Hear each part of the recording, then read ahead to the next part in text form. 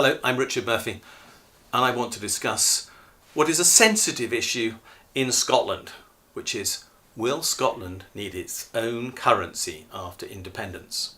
Now, everybody who followed the independence referendum debates in 2014 will know that this issue came up time and again. And in the end, Alex Salmond, who was then leading the SNP, decided to say that Scotland would use the pound after independence. I'll tell you, he got that wrong. I'll also tell you, because I have met Alex Salmond, that he thinks he got that wrong. And he did. Why did he get it wrong? Quite simply because unless Scotland had its own currency after independence, it would not be an independent country. If that's the goal, independence is the goal, and being an independent country is the goal, Scotland has to have its own currency. Let me explain. Unless Scotland broke free from the pound, it would have no control over its economic policy after independence. And that's for a very simple reason. Whoever controls the central bank of a country controls its interest rate policy. Whoever controls its interest rate policy also controls its ability to borrow. And whoever controls its central bank also controls its ability, which is now very important, to use quantitative easing to mitigate any form of borrowing and create money to fund spending without relying upon taxpayers. All of those issues are absolutely, critically and essentially, necessarily under the control of the government of an independent country if it wants to manage its own economy. But if, as those who propose that Scotland use the pound suggest, that policy is left to be determined by London, then Edinburgh, which would then be the capital of Scotland, would have no control over the economy of the country which it was supposed to be governing. It is as simple and straightforward as that. The Scottish government could not decide how much it wanted to spend. It could not decide if it wanted to borrow.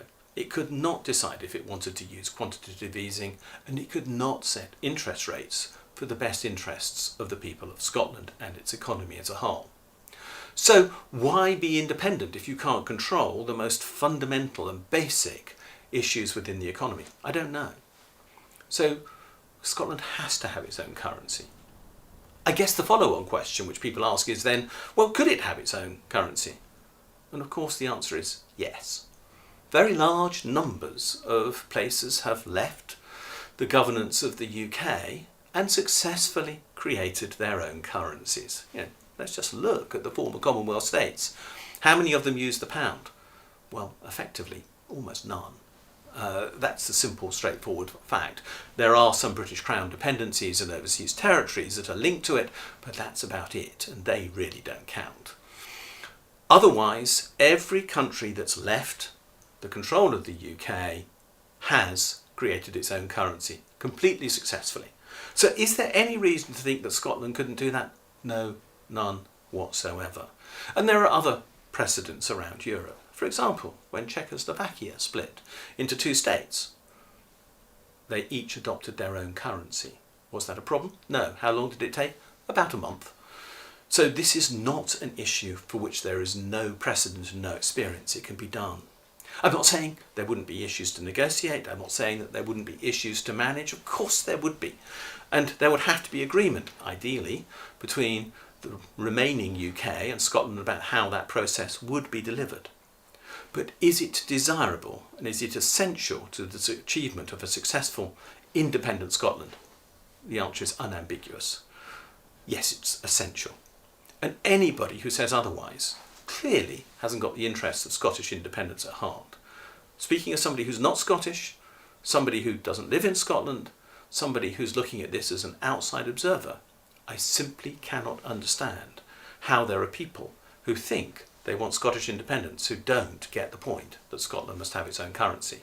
It makes no sense at all to put that platform forward as if it is a serious basis for progress in the independence debate. It isn't, but it's time they backed off and realised there's only one route in which Scotland can be independent, and that's by having a Scottish pound. I'm Richard Murphy, thanks for watching. Please subscribe to this video series on YouTube if you're interested. Also look for us on Facebook. I am on Twitter @Richard J Murphy, and at the same time look at my blog Tax Research UK, where you can find much more on these themes. And I'll see you again soon.